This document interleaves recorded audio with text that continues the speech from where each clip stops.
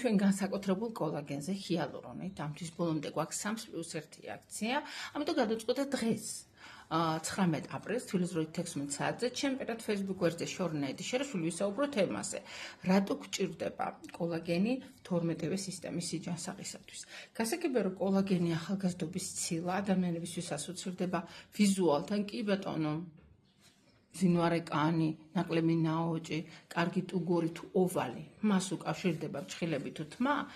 მაგრამ მერწმუნეთ, რომ ის ჭირდება 12-ვე სისტემას, თუნდაც მინიცებურ სხეულს რომ კარგი მხედველობა გქონდეს, თუნდაც თქვენი ძვლებს რომ მყარი იყოს,